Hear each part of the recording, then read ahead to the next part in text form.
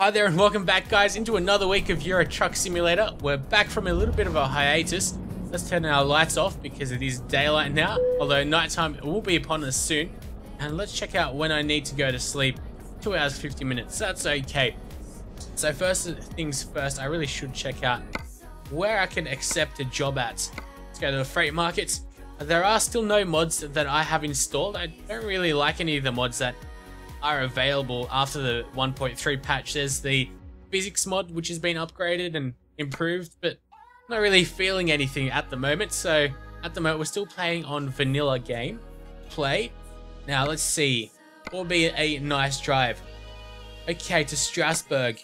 I have not driven that road, so I'm definitely going to accept that. Set as the GPS destination, and off we go. So last week I did have a bit of a hiatus. I wasn't really feeling it all too much. Playing a bit of Euro Truck, driving around too long. So I decided to skip on it. A couple of you guys were complaining, which at least is kind of good as well. That you guys do want to see a bit. So I did see the views sort of dwindling off.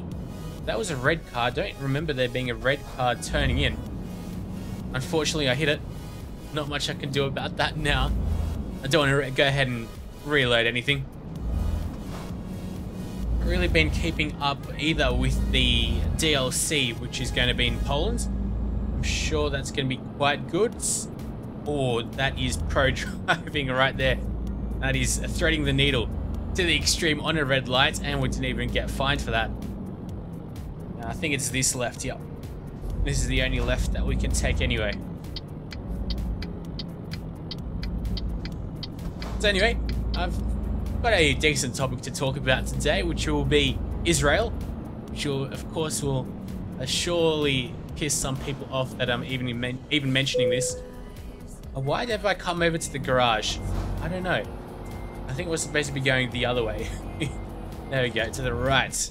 That's where I'm supposed to be going. If you don't live in Australia, you might have not have heard of the case of Prisoner X, which is what I'll delve into a little bit into this episode. After all, you could probably tell that I'm really interested in politics, etc. Getting a bit too close, and we are, well, we're still at 3% damage, so it's not all bad news. We'll need to go to sleep soon. Well, let's go ahead and accept this mission to Strasbourg.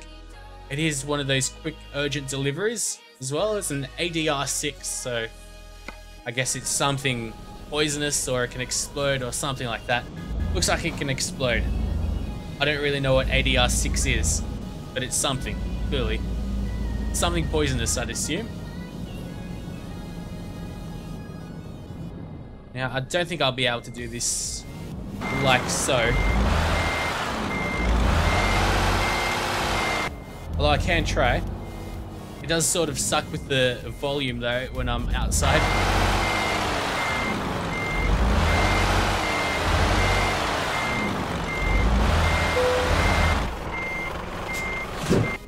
Okay, we're attached. And what do you know? It's raining. Yet again. Like always at the start of these episodes. Where are we exactly? We are in Duisburg, which is in Germany. According to my recollection. Now we've got to turn right, and the Germans right on the right hand side, like the rest of mainland Europe. So you guys drive really weirdly. I guess that's one of the things with you, or at least England's being one of the first nations to adopt everything in the industrial era, such as subway systems, etc. They're not the best, but there's a lot of history behind it. And of course, the British now have all these problems with public transport. I guess with the oh god, the name escapes me. From the subway system, the metro. No, it's not the metro. Hurry up! Not a red light, but damn it. So anyway, you might have heard of this case of Prisoner X. You might not have, but it's rather important, at least at the moment in Australia. Back in 2010, Israel were caught, the Mossad were caught with a couple of their agents with fake passports. They were on a mission to kill some Hamas leader, which is like the Palestinian authorities. I think they're actually in government at the moment, or a makeshift government in Palestine right now. But they're a political movement as well, a Muslim political movement, and most Western states have called them terrorists, etc. But that's pretty much because they don't recognize Israel, etc. And Mossad were out on a mission to kill a couple of their leaders, and it backfired on them, and it came back to a couple of nations because the Mossad were using fake passports to carry out the mission and to go over to the different countries to kill. I think this is in Saudi Arabia. So they used British passports, I know, and Australian passports as well. Once they found out, the Australian Prime Minister at the time, who was Kevin Rudd, said he'll get down to the bottom of this, and they're all pretending at least to be angry and livid at the breach of sovereignty. But pretty much like anything with Israel and at least Western nations, well, predominantly the Western nations, they don't really care about what Israel does, to be honest. And yeah, well, they got caught, and I think Britain kicked out the ambassador from Israel to Great Britain, and Australia just kicked out some random diplomat. So Australia, I don't know, Australia didn't really take too much of a hardline stance, which was quite disappointing, because what Israel did was extremely wrong, using the name of every good and well-meaning Australian and everything that Australia stands for, and killing someone for their own political means, using an Australian passport. They're too cowardly to use their own passports, which is quite a shame. And onto the Prisoner X case. In 2000, or I think it would have been like 2011, 2000, well, I think it was late 2010.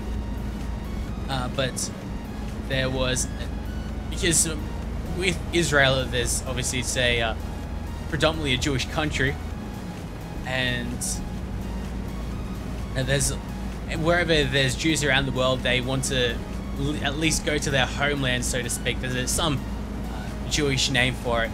They come to their homeland and then they serve in the army, and they pretty much live there. They move over there and they live there forever, whilst maintaining dual citizenship, like in Australia and Israel, which is pretty ridiculous, dual citizenship. If you ask my opinion, I'm going to... Oh, I really had to do that. It was that or crash. The other guy had the right of passage. Oh, and headlights usage offense, really? They're complaining about that. Alright, well, they're on now, even though they might not look like it. Let's check. They're on now. Yeah, so the screen, at least the little speedometer, needs to come up orange, but there needs to be an orange light.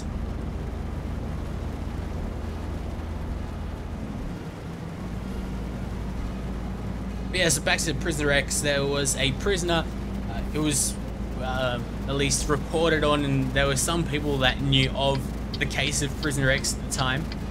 And he was a prisoner who really didn't have any rights whatsoever. And his rights pretty much got trampled on. Better reverse here, shouldn't I? And he had no rights. Well, supposedly he had a... he went through the court system, and there was a gag order though, so no Israeli media could report on the story, which is pretty idiotic in a democracy. You can't really call yourselves a proper democracy if the media at least doesn't have a or play a vital role, the fourth estate. Of course, you can still be a democracy without, I guess, media, because ultimately democracy is just people voting for the government. But of course you don't want propaganda outfits, like government-owned propaganda outfits like Berlusconi owns Italy.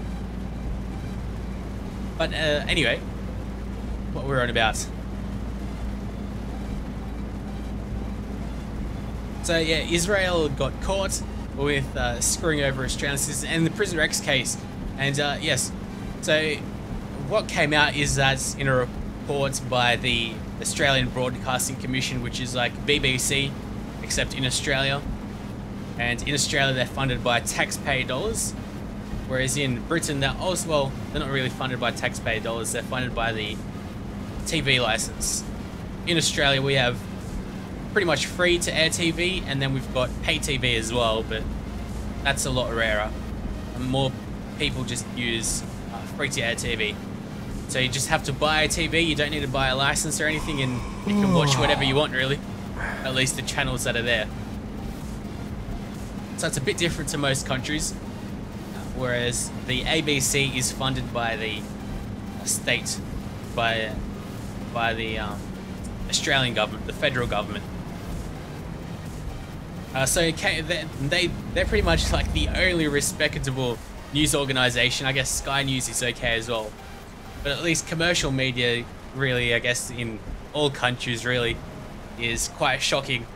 It's very sensationalistic, and especially online journalism. There's pretty much no such thing these days. It's all clickbait. You know, you put a bunch of boobies on as the thumbnail. It's a bit like YouTube. The people that put the boobs on the thumbnails, etc., and create the most ridiculous thumbnails, get the most views. It's sort of like that with media at the end of the day as well. At least that's what it's come down to, unfortunately. Still getting good amounts of money. I need to go to sleep soon. So I'm probably going through Poland. I'll just keep driving. We need to go to sleep. We'll see what'll come up. Yes, I really do need to go. Ah, damn. This is a country road. We're not going to find anything on the way, are we? Let's check out on the map. Oh, well. There should be something here. There is. Okay. That's halfway through the trip, though. That's a long drive. Hopefully we'll manage. So yeah, the ABC reported the Middle East correspondent that they have reported on Prisoner X, and there was a pretty good story that they did on him. It was very well researched, and it had some pretty damning evidence that this Prisoner X, that was known within, I guess, intelligence circles, that, well, he was in a extremely highly secured prison. He had a prison cell, or a section of a prison, which was just created for him. It was pretty much a prison cell within a prison cell, almost, or prison within a prison.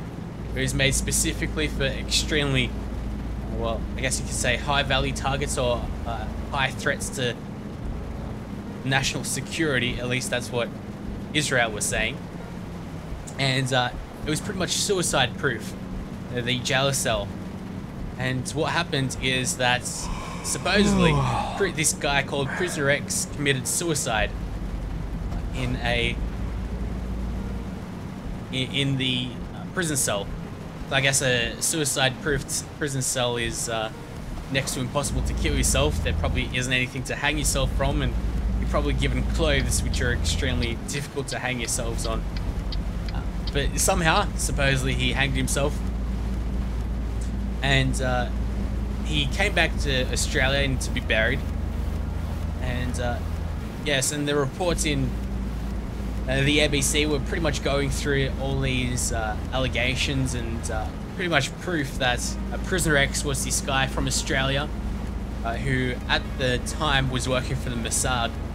So Israel's, I guess, not FBI, but sort of like this, yeah, CIA would probably be the best comparison to something in America. I keep on going in the wrong lanes to turn in. So all these guys are going to start turning into the right. This truck's going to want to turn, and I'm not going to let him. We're way too close though. Oh, and we're hitting him. Uh-oh. Hopefully we'll get out of this mess. No, that wasn't too bad.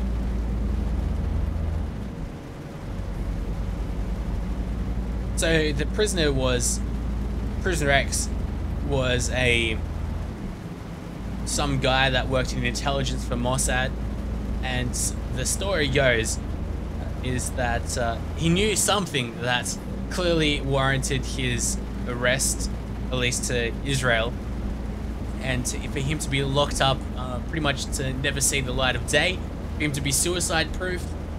There was constant 24/7 video monitoring of the cell as well, and somehow he managed to kill himself, and that of course raises a lot of suspicions. And pretty much the consensus, at least now, is that this prisoner X was called Ben Alon. At least that was one of his names. He had because dual passports, and he changed his name, which everyone has a right to be able to change their name if they so choose. But he had multiple passports as well because of the different names, and that raised a bit of concern in how easy it is to have multiple passports with multiple names. And he was a dual citizen, and you got to think about it, he's a dual citizen, so he's an Australian citizen as well as an Israeli one, but he was working for an intelligence, oh damn, I thought I had the lights on. Alright, whatever, but he was working for a foreign intelligence agency, which Israel is not an official ally with Australia, they're more friends, and they pretty much do. Personally, I hate Israel. I don't really care about the Israeli-Palestinian conflicts, etc. They're both idiots believing in idiotic things. You just need to read a transcript of Benjamin Netanyahu's speech to Congress in 2012 to realize that pretty much both sides are judging who owns Jerusalem on a 6,000-year-old book, which is just ludicrous, really. They're both arguing about, at least in my opinion, mythical sky wizards. But, god damn, where is this petrol station? Okay, it's coming up.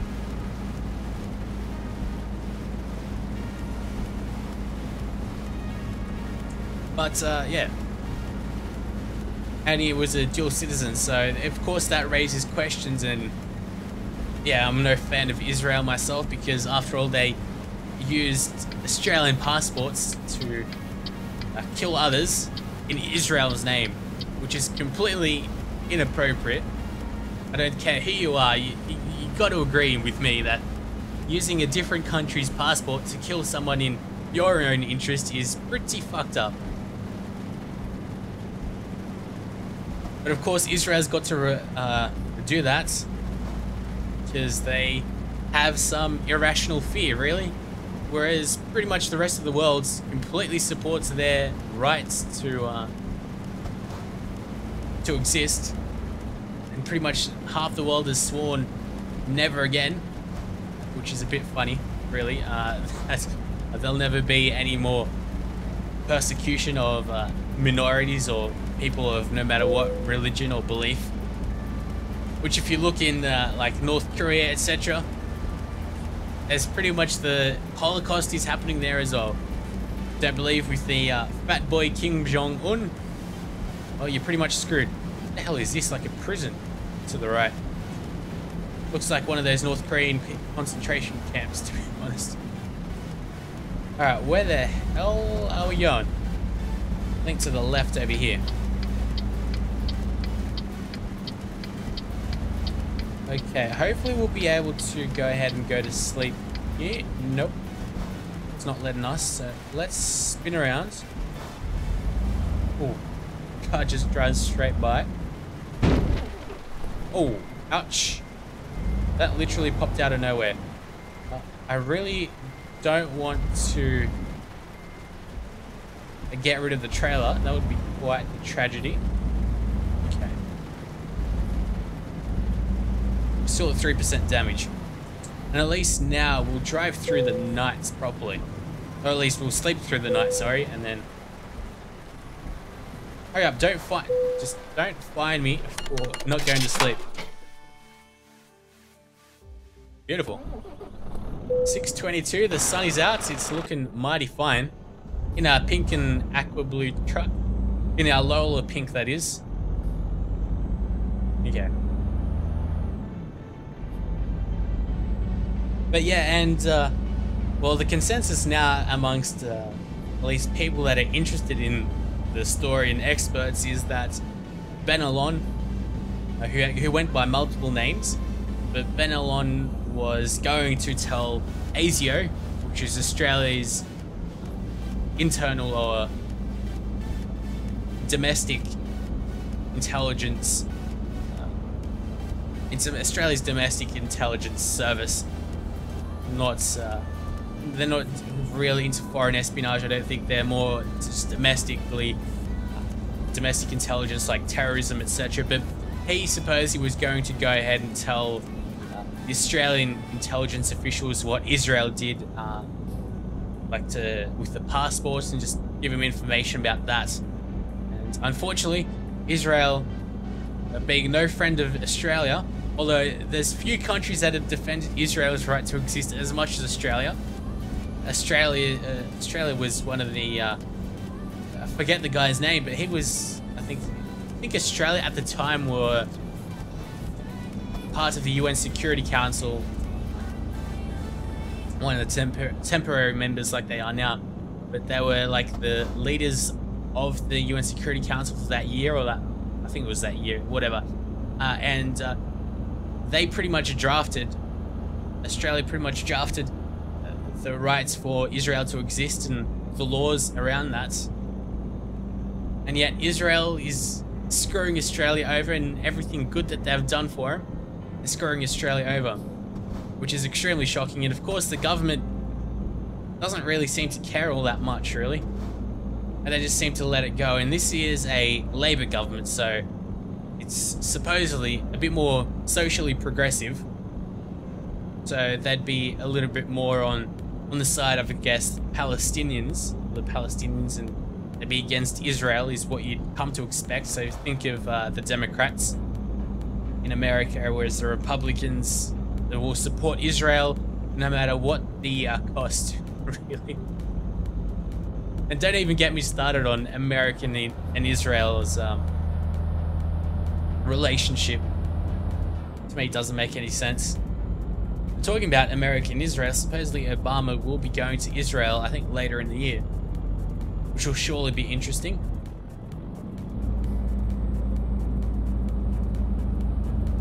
Our truck can barely chug up this hill. What are we carrying? That's something that I haven't checked. Where are we? Mercuric chloride, 18 tons. Oh, that's new, I think. Like the tons, how much we are carrying of it. Cool. So anyway, if you do want to see more of the Euro Truck Sim, then make sure you give this video a like, because it's dwindling down. At least definitely the viewership and also the likes. But if you want to see more, then the best way you can tell me is by giving me a like, and that way I would know. It's not some kind of conspiracy to give YouTubers likes or anything to like them. Then again, I'm not really a massive fan of the people that ask for likes right at the beginning of the video. Doesn't make any sense. And we keep driving forward. 165 kilometers left. There's not much. Should be all pretty much smooth sailing from here. That's about it on Israel, really. There wasn't that much to talk about. I guess Italy's elections are also quite amusing, though. Italy pretty much deserves to be in the hole that it's in. They've been in, what, like, I think it was 52 elections since World War II. Whereas if you think about Australia, I think we've been in 15, there's been 15 elections. And in Australia, we re-elect, or we have to elect, we go to the polls every 3 years. So it's, in America, it's probably even less leaders that have been changed of just elections, whereas in Italy, 52. That's crazy. 52 elections. There's definitely something wrong with the Italian mindset. And they managed to vote not for one major party. It looks like they voted for a comedian, I think the guy was, that got the majority of the votes. And he was pretty he is pretty inexperienced.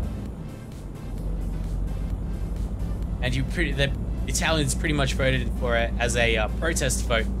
At least that's the way I understand it, which I think is a bit of an insult to the comedian. I guess would probably argue that people voted for him for his policies, etc. But I think he did campaign on a bit of a protest vote. And they've got good old Berlusconi getting himself involved in those bunga bunga parties. No doubt on Italian taxpayer money as well. Quality guy, that Berlusconi. But yeah, Italy deserves to be pretty much in the hole that it's in. And the economist, Mario Monti, you'd expect him to fare pretty well. You've got a comedian, you've got like a media mogul, and then you've got the economist. The economist came last. Definitely they don't have their priorities right. Especially, I could understand why an economist might not be the best choice of leader, I guess, in normal circumstances, but what's happening in Europe and Italy, I think an economist would be pretty much the go-to guy. Someone that knows how to balance the budget and at least manage everything in terms of money. And yet, he came last. Which just blows my mind, really. And in Australia, we're going to head to the polls on supposedly September 14, but we operate to a Westminster system, which the current government can decide when to hold the election, which is a bit of a farce, really, because when the current government is doing well in the polls, and after like two, they might be able to call an early election if the polls are much more favorable to them and it looks like it might slump down. Then they can call an earlier election than usual, which would throw out the Senate and the House of Representatives out of sync, which would probably be not the smartest thing, but there's always the option to do that. We in Australia, we still haven't changed, so there's a set date for an election, whereas you guys in Britain have, which is just makes so much more sense. There's so much less crap around election dates and polling numbers, and there's a lot less politicking around, so everyone knows when the date will be held. Instead, the Prime Minister announced that, well, she'll do everything in her powers that the election will be held in September 14, but there's still a long way until that, and the government currently is pretty much committing suicide, which is quite sad because both political leaders are extremely shocking. And no one in the current Australian political climate is a great leader or even really cares too much about the Australian people, really. More about party politics and which side of politics you're on. No one really cares for all Australians, but unfortunately I guess that could be said for almost the whole world, really. Yeah, so our customer expects his goods very shortly. Well, almost there anyway. What are you doing? Why did you stop? Yeah, so I'm hoping that that city in front of us is Strasbourg.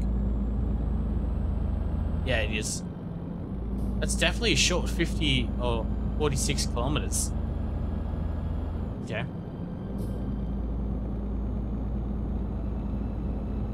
The hell is this to the right? The Great Wall of Strasbourg. Interesting. Well, that is it pretty much for this drive.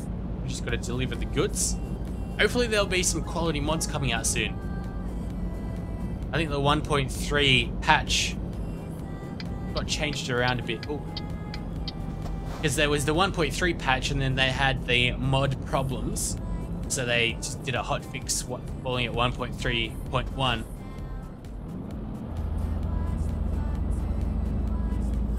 If anyone else is wondering what other games I am playing currently, or you might be, I don't know, curious, I've been playing Tropico quite a bit. Although we're almost finished with the DLC missions, so that'll be the end of that. And playing Avatar, I was expecting that to be going a heck of a lot better than it was. I know it is completely different to at least what my channel is, or at least you guys are used to watching me play. But just overall in general, I was expecting a lot more. I'm not really getting the search results. I think that's really the main problem, because I know that the Naruto game, so I got it before release, or the official release date.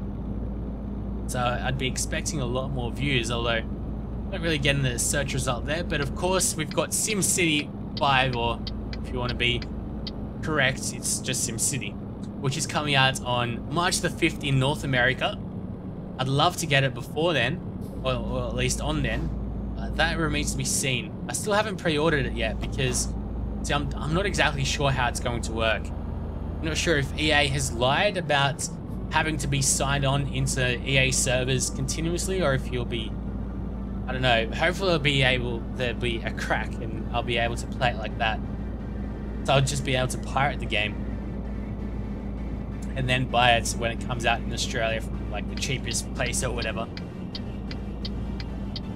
But it remains to be seen how it'll work, because the North American YouTubers will get a massive boost. Although I don't know, there's definitely some way that I could probably get it with a proxy or VPN, virtual private network, or just get it somehow like so and play it on the American servers. It'll be probably too much work though, but I'll see. Anyway, we are there. We're going to WGCC, which I have no idea what it stands for. I'm sure someone will tell me. Oh wait, then again, these companies are made up, aren't they? Because we don't have the realistic companies mod. Alright, and of course I'm not going to reverse because I am born a reverse retard. So, thankfully, we haven't damaged the trailer. Oh yes, we get a level up. How exciting. That is quite exciting indeed. Alright, so I'm going to go with, what's that? Class 3. Flammable liquid, no. Yeah, flammable liquids. And 4 is flammable solids. So include very common but also very dangerous fuels such as petrol, diesel, or kerosene. I thought I've already transported kerosene, but clearly not. Let's go use that. We've got a heck of a lot more money, so I think this episode I was going to say, or at least previous ones, I said that I was going to, in this one, get a new driver and a new truck, but we'll do that next one. Make sure you go ahead and hit that like button if you've watched until now, and if you want to see more. But until next time, keep on trucking.